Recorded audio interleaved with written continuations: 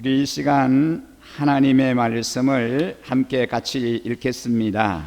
오늘은 신약성경 사도행전 2장 42절 말씀부터 47절 말씀입니다. 사도행전 2장입니다. 42절 말씀부터 47절까지의 말씀을 우리 함께 같이 읽겠습니다. 그들이 사도의 가르침을 받아 서로 교제하고 떡을 떼며 오로지 기도하기를 힘쓰니라. 사람마다 두려워하는데 사도들로 말미암아 기사와 표적이 많이 나타나니 믿는 사람이 다 함께 있어 모든 물건을 서로 통용하고 또 재산과 소유를 팔아 각 사람의 필요를 따라 나누어 주며 날마다 마음을 같이하여 성전에 모이기를 힘쓰고 집에서 떡을 떼며 기쁨과 순전한 마음으로 음식을 먹고 하나님을 찬미하며 또 온 백성에게 칭송을 받으니 주께서 구원받는 사람을 날마다 더하게 하시니라. 아멘. 여러분, 오늘은 11월 첫 주일입니다. 벌써 11월이 다가왔습니다. 11월 첫 주일을 맞이하면서 우리가 꿈꾸는 교회, 사명에 헌신하는 교회라고 하는 주제로 말씀을 전하려고 합니다.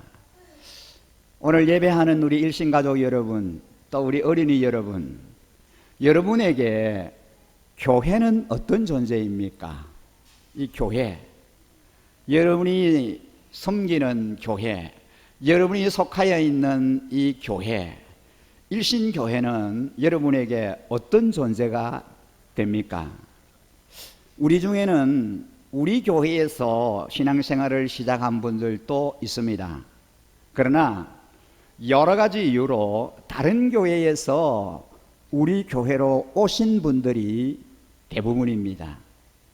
그렇다면 이전 교회와 지금의 우리 일신교회가 어떻게 다르며 여러분이 여기에 앉아서 예배를 드려야 하는 이유는 무엇 때문입니까? 혹 또 여러분의 삶에서 다른 교회를 선택해야 하는 이유는 무엇입니까?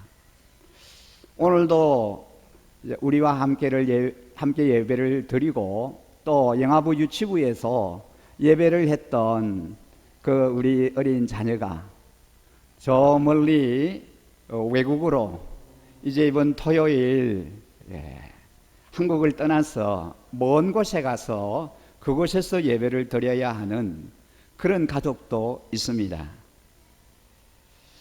일신교회 교인이라면 끊임없이 물어야 하는 질문이 우리에게 있습니다. 처음 이 교회를 세웠을 때의 하나님의 마음입니다. 그리고 오늘 우리에게 그 마음이 있느냐라고 하는 것입니다. 우리 일신교회의 프로그램은 언제든지 바뀔 수 있습니다. 지역이 바뀌고 환경이 바뀌고 구성원이 바뀌기 때문입니다. 하지만 이곳에 들어오는 사람들이 가야만 하는 길은 분명해야 하지 않겠습니까? 일신교회는 광야와 같은 세상에서 한 줄기 빛이 되기 위해서 설립이 된 교회입니다. 이 세상에 많은 교회들이 있지만 그 교회와 똑같은 교회가 아닌 뭔가 다른, 하나님 앞에서 뭔가 다른 그런 한 교회가 되기 위해서 교회가 시작이 되었습니다. 불신영혼 구원하여 제자 삼는 교회가 우리 교회의 영원한 표제입니다. 이 땅에 꿈을 잃어버린 영혼들을 구원하여 주님의 제자 삼는 비전과 꿈을 가진 교회로서 예배와 훈련, 섬김이라고 하는 중요한 축을 가지고 교회가 시작되었습니다. 여러분, 우리 일신교회를 지탱하는 세 가지 큰 기둥이 있는데 이 세 기둥은 우리가 잘 아는 바와 마찬가지로 주일 연합 예배입니다. 그리고 목장 모임입니다. 또 한 가지는 삶 공부입니다. 이 세 기둥이 균형 잡힌 교회가 될 때 성경적인 교회, 그리고 건강한 교회가 될 수 있습니다. 사람들이 교회 나오는 데는 많은 이유가 있습니다. 여러분들도 교회에 나올 때는 분명한 이유가 있을 겁니다. 이것은 아주 본질적인 문제이기에 대단히 중요합니다. 오늘 여러분이 여기에 앉아 있는 이유가 여러분의 만족에 있느냐, 아니면은 하나님의 사역과 하나님의 만족을 위하여 이 자리에 나와 있느냐, 이것을 우리는 심각하게 고민해야 합니다. 다시 말해서 나의 만족을 취하기 위해서 이 자리에 나와 있느냐, 아니면은 하나님의 그 마음을 만족해 해드리기 위해서 이 예배의 자리에 내가 나와 있느냐라고 하는 것이죠. 우리는 교회의 모습을 그려볼 때마다 초대교회의 신약교회의 모습을 이야기합니다. 우리가 회복해야 할 교회의 모습이 바로 신약교회의 모습이기 때문입니다. 본문은 아주 이상적인 신약교회, 초대교회의 공동체의 모습을 우리에게 잘 묘사하고 있습니다. 주님의 부르심을 받은 예루살렘 공동체가 처음부터 이상적인 교회는 아니었습니다. 그들은 예루살렘에 모여 있었지만 어떤 역동성도 능력도 없는 교회였습니다. 바로 오순절 성령 체험을 하기 전에는 말입니다. 오순절 성령 체험을 하기 전까지는 이 예루살렘 초대교회가 아무런 역동성도 없었고 거기 뭐 대단한 어떤 그런 역사도 일어나지 않았습니다. 마가의 다락방에 숨어서 감히 세상으로 나오지 못하던 교회가 성령의 인도하심을 따라 거리로 뛰쳐나왔습니다. 숨어있던 교회는 생존에 대한 두려움 때문이었습니다. 살아남기 위해서 숨어서 그렇게 지냈습니다. 그들을 죽이려고 하는 자들로부터 자신의 모습이 드러나지 않도록 보호해야 했기 때문입니다. 우리가 꿈꾸는 교회는 바로 생존을 위한 교회가 아니라 하나님의 비전을 위한 공동체입니다. 저는 개인적으로 비전이 있는 사람은 자존심이 있는 사람이다라고 생각합니다. 꿈이 있는 사람은 어떤 어려움이 있어도 잘 견딜 수 있습니다. 그 어려움을 참아낼 수 있습니다. 그 어려움을, 그 난관을, 역경을 극복할 수 있습니다. 왜요? 꿈이 있고 비전이 있기 때문입니다. 오늘 우리가 읽은 이 본문은 성령을 체험한 사도들의 가르침을 받아 교회가 어떤 모습으로 변화되었는지를 잘 설명해 주고 있습니다. 복음이 이들의 삶을 어떻게 변화시킬 수 있는지를 분명하게 말씀합니다. 여러분, 금년 한 해를 가만히 뒤돌아보면서 가장 큰 기적을 들라고 하면은 삶이 변화된 사건입니다. 복음이 발견되면은 세상이 변하는 것이 아니라 내가 변화됩니다. 우리 자신이 변화됩니다. 세상이 변화되기를 기대하는 것이 아니라 우리가 변화된다는 겁니다. 특히 내가 변화되면은 세상이 다르게 보이기 시작합니다. 여러분, 우리 안에 놀라운 변화가 일어나면 그 변화의 눈으로 세상을 바라볼 때 그 세상이 똑같은 세상이지만 다르게 보인다는 겁니다. 특히 우리 남자 성도들에게 일어났던 변화에 대하여 저는 감사를 드립니다. 직장 근무로 많이 바쁘고 피곤하지만 목장 모임에 자녀들과 함께 열심히 참석하는 분들이 많아지고 있습니다. 아빠, 엄마와 함께 목장 모임에 함께 하는 우리 아이들은 얼마나 좋아하는지 모릅니다. 우리 자녀들은 목장 모임을 손꼽아 기다리면서 아빠, 엄마, 우리 집에는 언제 목장 모임 해? 라고들 질문합니다. 아빠, 엄마가 목자, 목녀로 목부로 섬기기를 손꼽아 기다리는 분위기입니다. 이런 긍정적인 변화가 일어나는 데는 매주 목요일 모이는 푸샬 축구 경기를 통한 친목과 단합의 영향이 크다라고 저는 생각합니다. 주일 오후 담 예배에 참석하는 아빠, 엄마가 많이 늘고 있습니다. 그리고 예배당 청소하는 일과 식당 봉사, 그리고 설거지, 각종 교회에 봉사하는 일에 우리 형제들이 열심히 동참하고 있습니다. 이런 모습은 참으로 아름다운 모습이요, 참 보기 좋은 모습입니다. 우리 일신교회의 자랑이요, 그리고 기쁨이고 감사입니다. 여러분, 우리 교회 세 기둥 중에 놓칠 수 없는 중요한 한 축이 삼공부다 그랬습니다. 이 삼공부는 지식을 쌓기 위한 과정이라기보다는 삶의 변화를 위하는 과정입니다. 이번에 목회자 컨퍼런스에 저희 부부가 참석해서 저희 부부는 변화의 삶을 수강했습니다. 목회자 컨퍼런스에 참석하면은 아주 다양한 그런 이제 삶 공부가 열리게 됩니다. 그러면 그 참석한 모든 목사님들, 사모님들, 선교사님들 모든 분들이 한 과목씩 돌아가면서 자기가 듣고 싶은 그 강의를 신청해서 강의를 받습니다. 그리고 그것을 자기 것으로 만들어서 교회 가서 이제 성도님들에게 삶 공부를 가르치는 것입니다. 저희 부부는 이 변화의 삶이라고 하는 그 공부를 이제 듣게 됐습니다. 이 변화의 삶은 이제 그 과목이 열린 지가 그래 오래되지 않습니다. 많은 분들이, 물론 다른 과목에도 많은 분들이 거의 1000명에 가까운 그런 이제 목회자 부부가 참석을 했기 때문에 많은 그런 분들이 각 이제 3 시리즈에 참여해서 그렇게 수강을 하게 됐습니다. 저희들이 참여하는 그 변화의 삶은 선천에 있는 이제 교회의 사모님이 강의를 하시는 거예요. 그 강의가 이제 시작된 지가 얼마 되지는 않았습니다만은 아주 인기 있는 그런 강의였습니다. 그래서 많은 분들이 참여해서 그 강의를 듣게 되었습니다.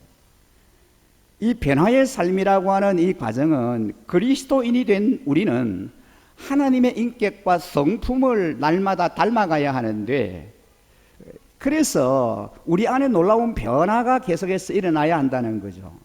이 변화는 우리 삶의 모든 영역에서 이루어져야 합니다. 변화의 삶 공부는 우리가 살아가는 데 있어서 아주 중요한 말에 대해 뒤돌아보고 잘못된 말의 습관들을 바꿈으로 바람직한 언어 습관을 갖도록 하는 그런 과정입니다. 우리가 긍정적인 말을 하면은 우리의 삶은 공정적인 방향으로, 그러나 부정적인 말을 하면은 당장은 모르지만 부정적인 결과를 낳게 됩니다. 강의가 진행되는 동안에 참 많은 감동 속으로 빠져들었습니다. 내 자신이 사용하는 언어가 어떤 언어인지를 돌아보면서 이제는 인정 언어, 격려 언어, 그리고 칭찬 언어, 자신감을 불어넣어 줄 수 있는 캔 언어, 그리고 할 것이라고 하는 가능성을 일깨워주는 메시지이자 위대한 꿈과 소망을 불어넣는 축복의 언어를 사용해야겠다라고 하는 도전을 강하게 받게 되었습니다. 너희 말이 내 귀에 들린 대로 내가 시행하리라라고 하는 그 하나님의 약속이 있습니다.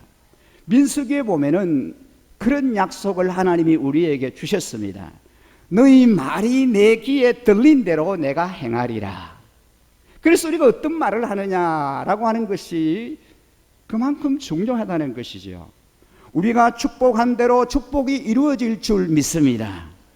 우리는 우리 아들, 딸들에게 항상 이렇게 말해야 합니다. 여러분들이 할 수만 있으면 사랑하는 아들, 딸들을 향하여 너는 반드시 훌륭한 사람이 될 거야. 너는 하나님의 귀한 일을 할 사람이 될 거야. 조금만 노력을 다하면은 네가 원하는 꿈을 이룰 수 있을 거야. 이런 격려의 말, 칭찬의 말을 아낌없이 들려주어야 합니다. 여러분, 말은 축복의 도구입니다. 그러므로 감사의 언어, 진실 언어를 우리는 늘 사용해야 합니다.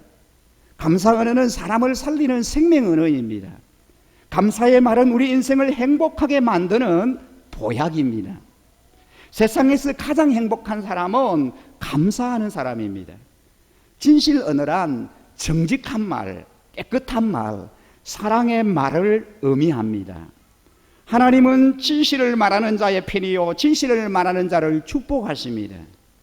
성령의 사람들은 인정 언어, 격려 언어, 칭찬 언어, 캔 언어, 윌 언어, 그리고 감사 언어, 진실 언어로 사랑의 말을 늘 해야 합니다.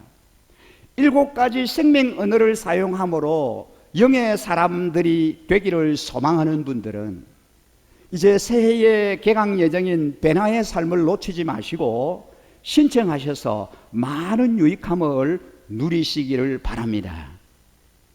여러분, 하나님 안에서 자신을 발견한 사람은 자존감을 회복합니다. 하나님이 자신의 삶을 주관하고 있음을 알기에 자신의 인생이 다른 사람에 의해서 움직여지지 않는다는 것을 너무나 잘 압니다. 우리 주변에는 늘 누구 때문에 혹은 환경 때문에 라고 하는 말을 입에 달고 사는 사람이 있습니다. 그런 사람은 상당히 피동적인 사람입니다. 그러나 복음이 살아있는 사람, 자신의 삶에 하나님의 역사가 일어나고 있다고 생각하는 사람은 절대로 다른 사람을 탓하지 않습니다. 환경을 탓하지 않습니다. 자기가 처해 있는 상황을 탓하지 않습니다. 자신의 삶에서 이루어지는 하나님의 역사를 기대하기 때문입니다. 여러분, 교회도 마찬가지입니다. 단지 중요한 것은 지금 이 교회를 통하여 하나님께서 이루시고자 하는 일이 무엇인지를 아는 것입니다. 여러분이 몸담고 섬기는 우리 일신교회를 통하여 하나님이 무엇을 이루시기를 원하시는지를 아셔야 합니다. 오늘 주님께서 몸된 교회에 나를 보내신 이유가 무엇인가를 생각해야 합니다. 여러분, 우리 일신교회에 여러분을 보내신 하나님의 뜻이 무엇인지를 늘 기억하셔야 합니다. 그걸 여러분 모르신다면 주님에게 물어야 됩니다. 주님, 나를 왜 이 교회에 보내셨습니까? 하고 많은 교회가 있는데 왜 이 교회에 나를, 우리 가정을 보내셨습니까? 하나님의 그 뜻이 어디에 계십니까? 무엇 때문에 나를 이 교회에 있게 하셨습니까? 왜 보내셨습니까? 하고 하나님께 물으셔야 합니다. 그리고 이곳에서 내가 해야 할 일이 무엇인가를 고민해야 합니다. 여러분들이 하나님의 보내심을 받아서 이 몸된 교회에 오셨다면 이곳에서 내가 해야 할 일이 무엇인지를 항상 고민하셔야 됩니다. 우리 일신가족 공동체는 2020년 한 해 동안 어디에서 무엇으로 주님을 섬기고 수종들면서 어떻게 섬길 것인지를 깊이 고민해야 합니다. 생각해야 합니다. 우리 교회는 1인 1사역 이상의 섬김을 원칙으로 합니다. 한 사람이 한 가지 이상의 섬김을 통하여 건강한 교회 공동체를 세워나가고 있습니다. 성경에 보면 주님은 행함의 양식에 대해서 말씀하십니다. 여러분, 우리에게는 육의 양식이 필요하고 영의 양식이 필요합니다. 거기에다 한 가지가 더 필요한데 그것이 바로 행함의 양식입니다. 그것이 뭡니까? 내가 주님을 위해서 어떻게 봉사하고 섬기느냐 하는 것이죠. 무엇으로 주님의 교회를, 주님의 나라를 세워가기 위해서 내가 섬겨야 할 영역이 무엇이냐는 것입니다. 이 행함의 양식인 섬김과 봉사를 통하여 진정한 행복을 우리가 누리며 살게 해 주셨습니다. 여러분, 성경에 보면은 주님이 이렇게 말씀하셨습니다. 주님이 제자들의 냄새나는 발을 손수 씻기고 닦으시면서 내가 주와 스승이 되어 너희 발을 씻기는 것은 내가 이 섬김을 통하여 너희에게 본을 보여 너희도 이와 같이 하게 하려 함이라, 그렇게 말씀하십니다. 만왕의 왕이시여 만주의 주이신 그 주님이 친히 제자들의 발을 씻어주시고 닦아주시면서 하신 말씀입니다. 그렇습니다. 이것이 바로 섬김이요 봉사요, 이것이 바로 행함의 양식이다라는 것입니다. 지금 이 시간 이후에 우리 모두 어떤 모습으로 새로운 한 해를 섬길지 우리는 기도로 준비해야 합니다. 우리 속에서 복음이 발견되는 놀라운 역사가 일어납니다. 21일간 열방과 함께하는 다니엘 기도회를 통하여 삶과 가정, 교회와 민족의 어려움을 뛰어넘어 하나님이 쌓아두신 은혜를 경험하여 하나님을 사랑하는 간증의 주인공이 되시기 바랍니다. 여러분, 2019년 다니엘 기도회의 자녀들과 함께 말씀과 은혜의 자리, 기도의 자리에 많은 가정이 동참하고 있습니다. 참 감사하고 귀한 일입니다. 그러나 아직 함께하지 못하신 성도님들은 다니엘 기도회에 참석의 우선순위를 두시고 오늘 저녁부터 함께 이 자리에 참여하시기 바랍니다.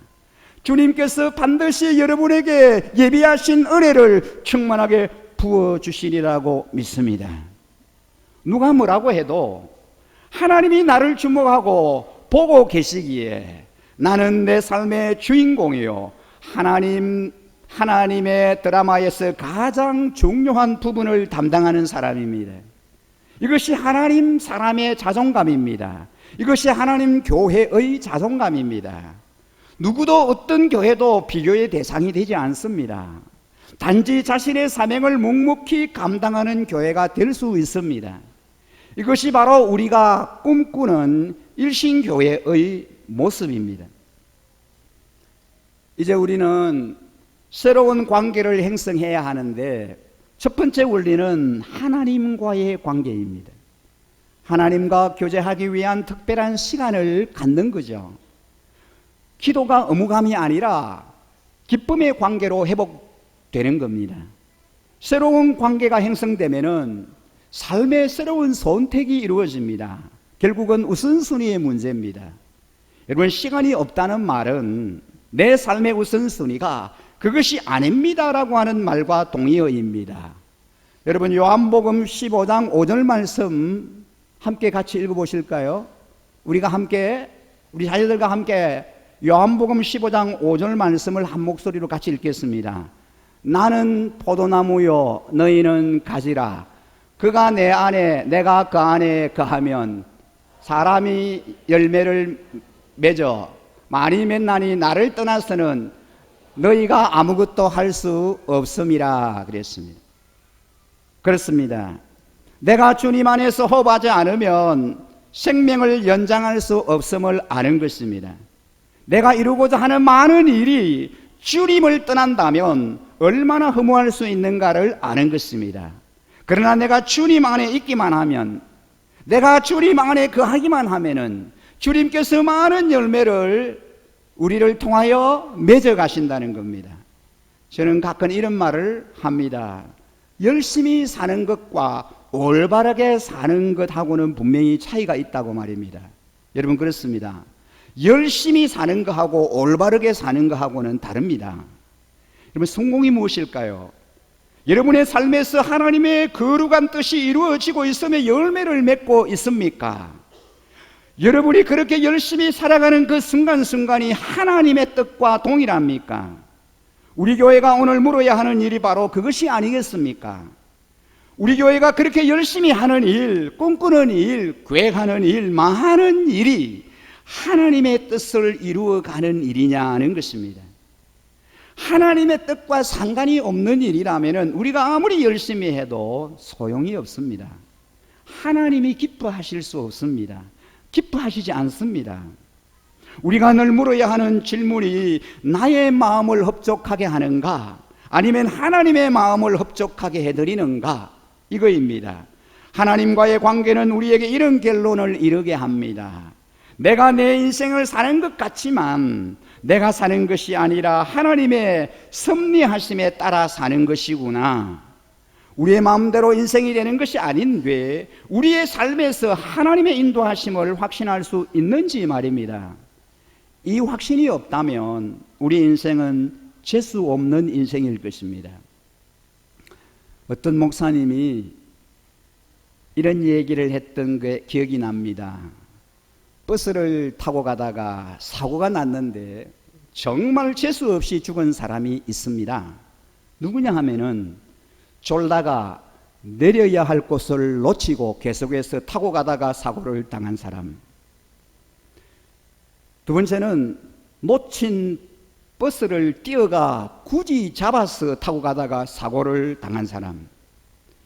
73번 버스를 37번 버스로 착각하고 탔다가 사고를 당한 사람.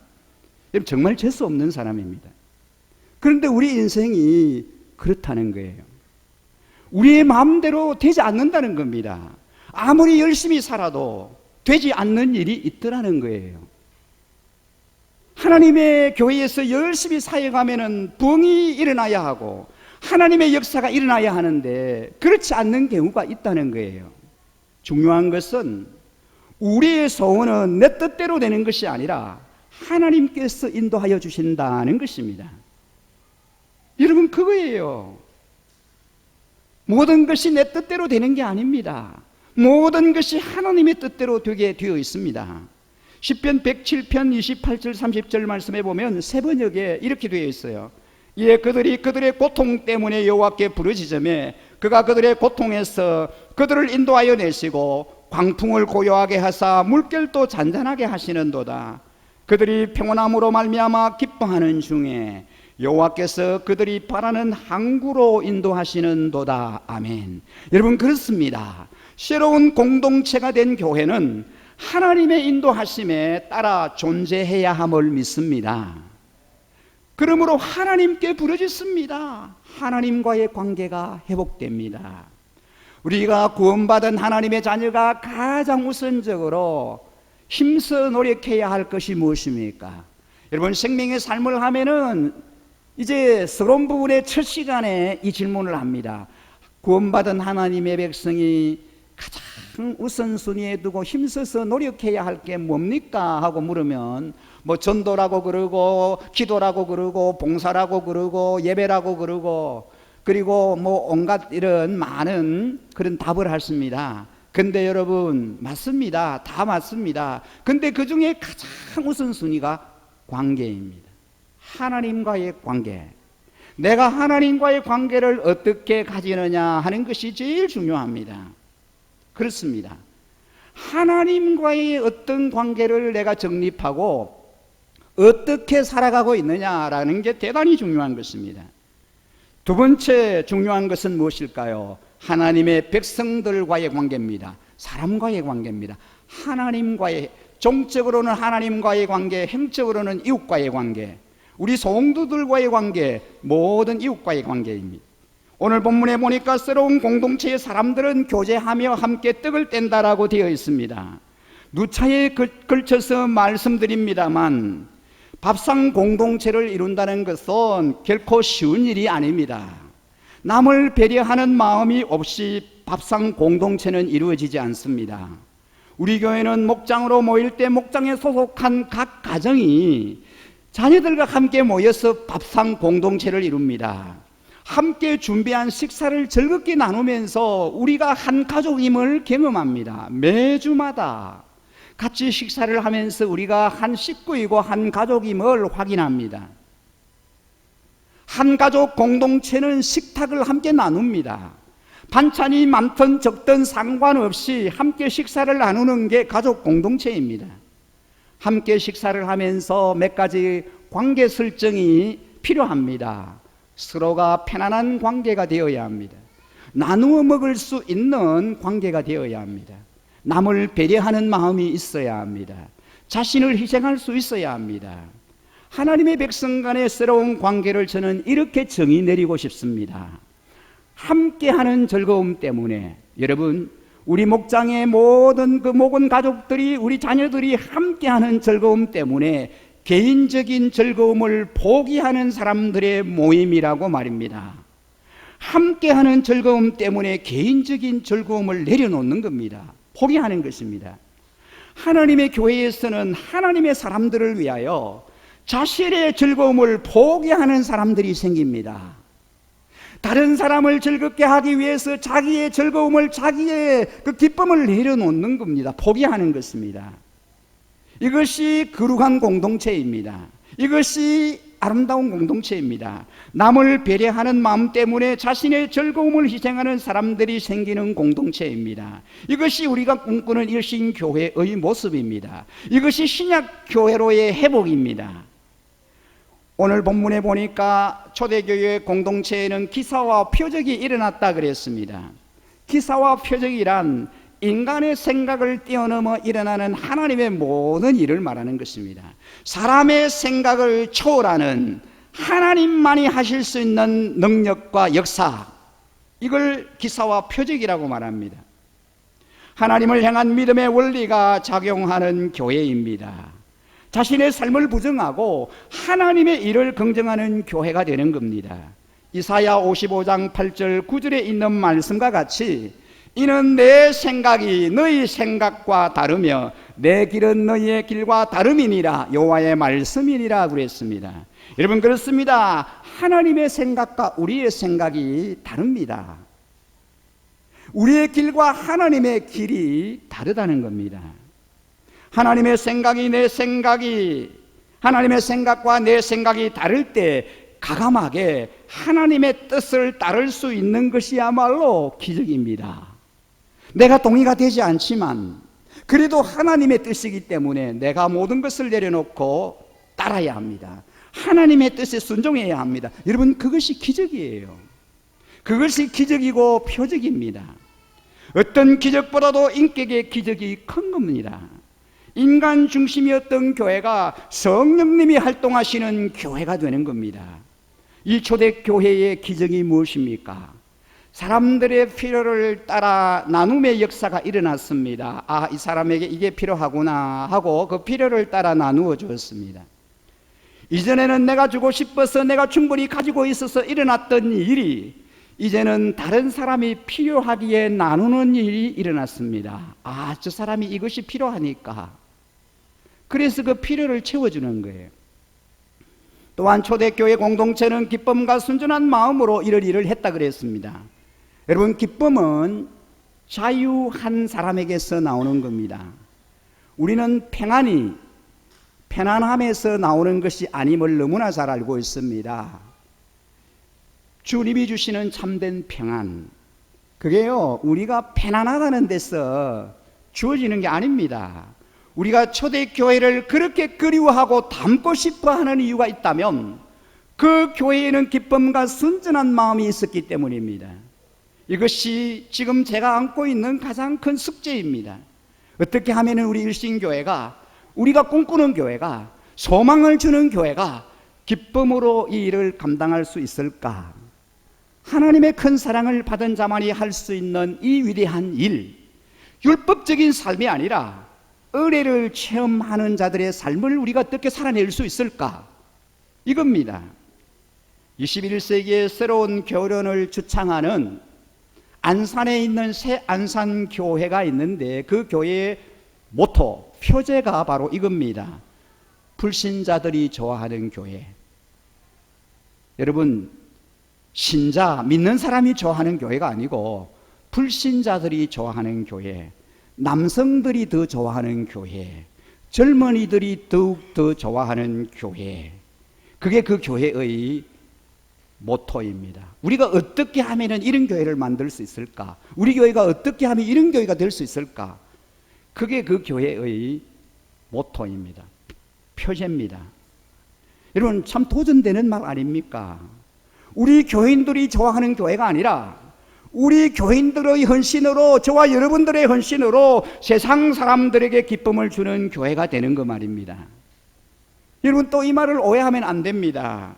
단순한 기쁨이 아니라 하나님으로 세상 사람이 기뻐할 수 있는 믿음의 공동체를 만드는 것입니다. 세상적인 방법이나 그런 걸로 아니고 하나님으로 인하여 세상 사람들, 밖에 있는 사람들, 안 믿는 사람들에게 기쁨을 줄 수 있는, 그들이 더 좋아할 수 있는, 그들이 정말 선호할 수 있는 그런 교회를 만든다는 거죠. 우리 일신교회가 추구하는 바가 바로 그런 교회입니다. 여러분, 우리 교회는 이 정간에 살고 있는, 하나님과 상관이 없이 살아가고 있는 수많은 사람들, 8만 명이 될지 8만 몇천 명이 될지는 모르겠지만 그 영혼을 구원하여 주님의 제자 만드는 일에 우리가 우선순위를 두는 그런 교회이고 싶습니다.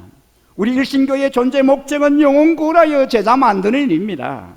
그가 어린아이든지 청소년이든지 청년이든지 장년이든지 노년이든지 남녀노소를 물어나고 이 성에 내 백성이 많음이라고 하신 주님의 말씀을 기억하여 주님이 예비하신 영혼을 구원하는 일에 우리 모두가 최선을 다해야 하겠습니다.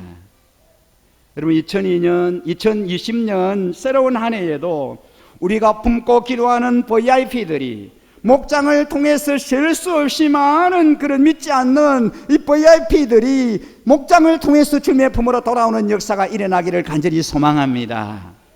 금년 이 한 해에도 많은 영혼을 하나님께서 붙여주셨던 것처럼 내년에는 더 많은 셀 수 없는 영혼들이 믿지 않는 그 비신자들이 여러분들을 통해서 목장을 통해서 주님의 품으로 돌아오는 역사가 일어나기를 우리는 계속해서 기대하면서 기도해야 할 것입니다.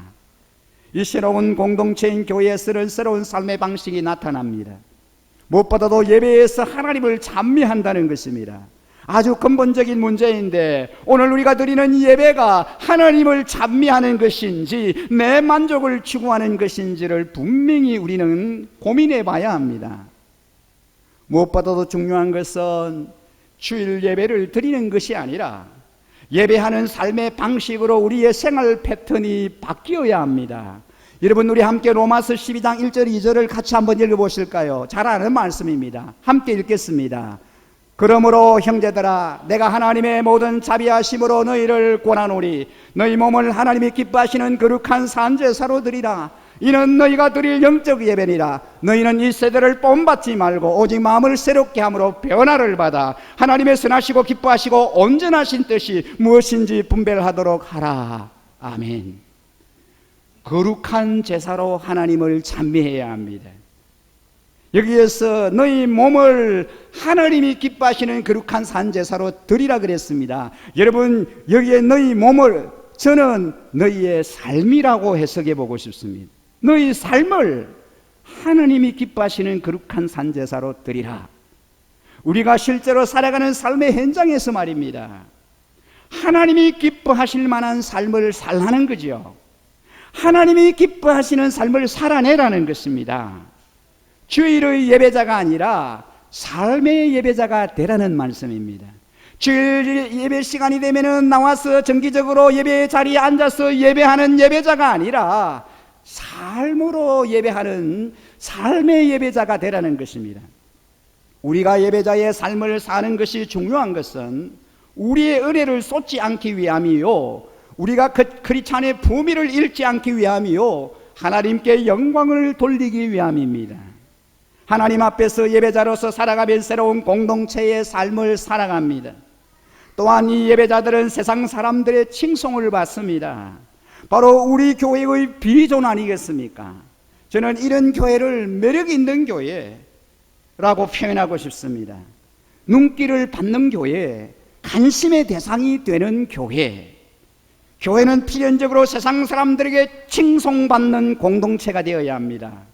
우리 교회가 세상 사람들에게 칭송받는 교회가 되면 하나님께서 구원받는 숫자를 계속해서 더하여 주시리라고 믿습니다. 하나님께서 구원받는 숫자를 더하여 주시면 건강하게 성장하는 교회가 될 것이요, 건강하게 성장한 만큼 더 큰 사역들을 감당하게 될 것입니다. 우리 일신교회에 주신 꿈은 얼마나 큰 교회가 되느냐가 아니라 얼마나 건강한 하늘나라의 지체들이 많아지느냐를 꿈꾸게 하는 겁니다. 우리가 꿈꾸는 교회의 꿈꾸는 사역이 우리 일신교회에서 이루어지기를, 여러분들을 통하여 이루어지기를 간절히 소망합니다. 그리고 이 교회가 이 땅에 소망을 주는 교회가 되도록 우리가 더 열심히 기도하고 우리에게 주신 은사와 재능을 풀어서 내년 한 해에도 기쁨으로 섬겨야 할 줄 믿습니다.